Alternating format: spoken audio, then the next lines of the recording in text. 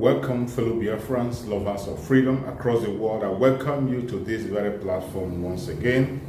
Thank you so much for being part of this platform. I appreciate everyone that is contributing in one way or the other to support this very platform. I thank you so much. We have come once again to preach the gospel of Biafra the way we have always done. Remember, in this very platform, we don't come here to instigate violence. We do not come here to preach hate. All we do here is preach the gospel of peace, the gospel of freedom, to bring the plight of the Biafran people before the whole world and to debunk every lie that the contraption called Nigeria have been telling against the Biafran people. That is what we are about to do now. Wonderful Biafrans, as you all know, the journey of freedom is still continuing in this era under the Biafra Republic government in exile on the command of our Prime Minister, Mazi Nnamdi Kanu. He is doing everything humanly possible to see that Biafra becomes free. Pay attention to this short clip. You will understand that all is not well. And the only way for you, as an indigenous person in that country of Nigeria, is to fight for your own freedom. If you're a Biafra, join the Biafra movement. If you're an Udua, join the Udua people. If you're from Arewa, fight for your Arewa. If you're from the Middle Belt, join the Middle Belt movement. That is the only solution. I want you to watch this clip from beginning to end. You'll be glad you did. Let's watch. The same people, what I find astonishing is that these people, they will ignore the timber, the tree in their own eyes, and they'll be looking for the tiny speck of dust in your own. I want to ask Fulani Janjaweed, have you dealt with Boko Haram in their own language? Did you go to the north massacring people, abducting people, killing them? Basically, committing genocide in broad daylight as you're doing right now in the east? The answer is no. Throughout the years of Fulani rampage through the Middle Belt, have you ever read the riot acts to them? The answer is no. But the whole world, what I find astonishing is the hypocrisy of man. BBC, Twitter, Facebook, all the rest of them, New York Post, everybody, Sky News. All of you are witnesses to this march of the Janjaweed across from the Sahel into the Middle Belt part of Nigeria. Killing, slaughtering, and maiming people. All of you are aware. Nobody will ever say to Garba Shehu, why did you not read riot acts to Boko Haram, to Fulani, your fellow Miet Yala, that you gave 100 billion to? Why didn't you read it to them? He read a riot act to IPOB. He read, oh, can't you, the president has spoken. And when I say it, sometimes people take offense, but it is a fact of life that there is something fundamentally wrong with us. I've said this many times because I know that the owners of Twitter, they are listening to my broadcast this evening via that very platform. I want them to understand that I am also self-critical. We are our own worst enemies because of the way we reason, because of the way we think. And that is why black people are at the bottom of the pile all over the world, wherever you go to, because of how we reason. The same person trying to address the issue of insecurity in the East in the language that will understand, failed to address his own people in the language they themselves will understand. Now, I believe that you're following what I'm saying. Please pay very close attention. When it comes to Biafrans, the Easterners, to Igbo people in particular, there is this great understanding, there is this unity of purpose, that an Igbo man should be hated and killed if need be. It didn't start today. It started all the way back in 1945. And as most scholars and commentators have noted over the years, anywhere you go and you find hardworking people, people who are blessed by God, they attract envy. The only reason why those idiots like Garoba Sheikh will be mouthing all their rubbish and saying, "Oh, we are going to speak the language they understand," is because of their natural hatred for Biafran people. Is there anywhere in the world, even the Armenian massacre has been recognized by the US Congress as being a genocide worthy of note? We lost 5 million people. Some of you don't even ask yourself questions sometimes. How come Biafrans lost 5 million people yet nobody's talking about it? It's because of that palpable hatred all across the board for no reason. These are the demons that we are fighting on a daily basis. Now you want to teach Biafrans a lesson or speak to them in the language they will understand, which is the language of genocide. That was the reason why the tweet purportedly made by Buhari was taken down by Twitter. But let us just go back a little bit and at least put on our thinking cap this very evening, morning, noon or night, depending on where you are, and ask ourselves a very simple question.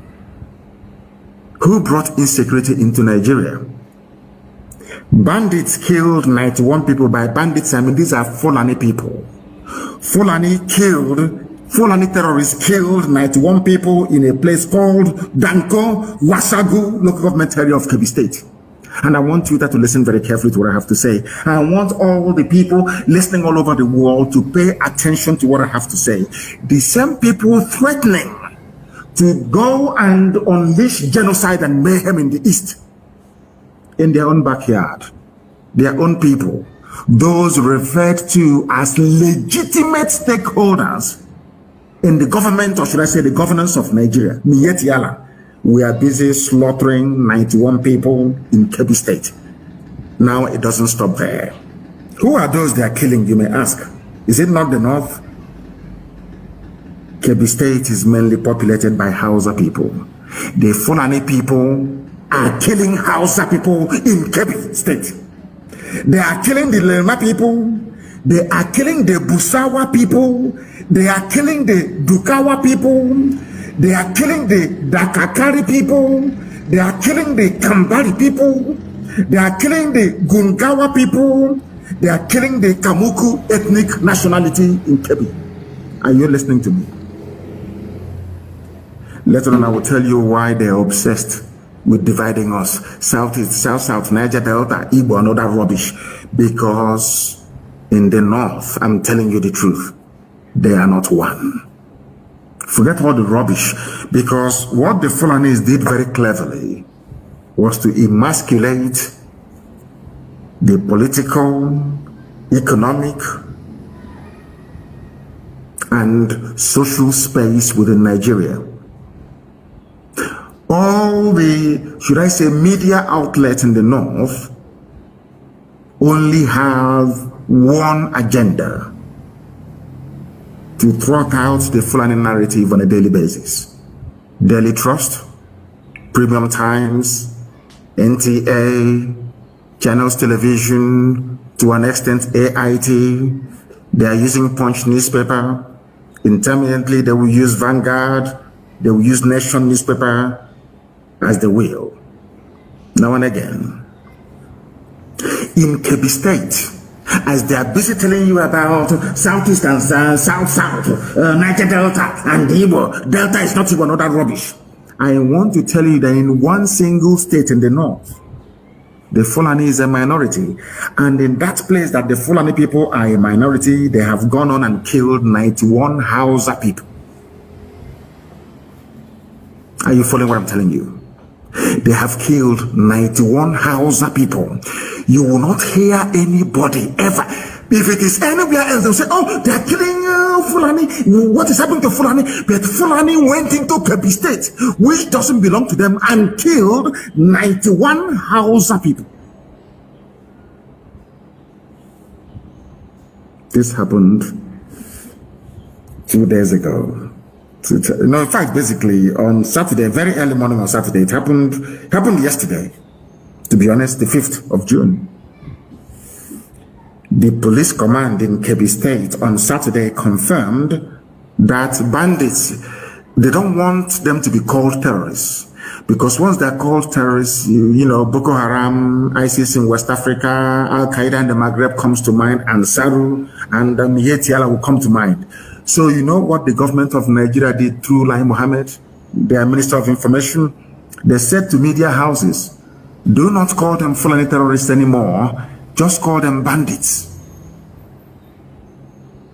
So that way the eyes of the people and the attention of the world will be deviated or deflected away from the real identity of these murderers and killers. It's a very simple strategy. Maybe it was Britain that advised them to do that. Maybe it's Katrina Line that advised them to do that. I am telling the whole world only yesterday, as they were shouting about Southeast insecurity, we are going to kill, we'll bring in the army, we'll land aeroplane, we'll bomb everybody. In their own backyard, this same government is aiding and abetting the Fulani slaughter of Hausa people. It's here now, it's not very clear. Bandits kill 91 people in Danko, Wasagulo, confirmed by the police. And who confirmed it? The public relations officer, the PRO. His name is DSP Nafiu Abubakar. He confirmed the figures and said all the victims were killed in 8 different communities in the local government area. He said 8 different communities. These are Fulani people killing Hausa people. Telling you the Hausa Fulani. That is why I keep wondering, I keep asking Nigerians all the time, what is in your brain? What sort of substance is in your brain? Is it the white matter that God created, or is it something else that is there? As they have now corralled all the media houses in the zoo to focus on the East, Fulani are busy killing Hausa people. They'll come out and they'll say, oh, we are Hausa Fulani, but behind closed doors they are slaughtering Hausa people. It is here now. Go and ask the DSP Nafiu Abubakar of Kebbi State. He is the public relations officer of the police in Kebbi State. He confirmed it. According to him, the command has so far recovered 88 bodies and dispatched a detachment of operatives to maintain law and order in the affected communities. There is no bombardment. Like all? No, not at all. Because they are all the Fulani, they know what they're doing. There is no bombardment. There is no shoot at sight order. There is no abduction of young men with tattoos on their body. No rape of women. No, not at all. This is in a state where 88 Hausa people were slaughtered by Fulani terrorists. Now tell me why any decent person would want to belong to such a country. I'm asking a very simple question. When Lai Mohammed complains about Ipob, Nnamdi Kanu, this Biafra agitation, tell me why any sensible person would not agitate to be free in a country where 91 people were slaughtered and there was no mention of it by the government. What is of concern to them is a INEC building. That is what is of concern to them. Are you following me? After watching this very video I played, do you still have any doubt in your mind that Nigeria can never survive? My fellow Biafrans, it is either freedom or nothing. May Chukwu Okike Abiyama continue to guide and protect the Biafra Republic in exile, protect our Prime Minister Mazi Nnamdi, and protect our Supreme Mazi Nnamdi Kanu. Biafra government, peace, unity, progress, and equity. We move airborne.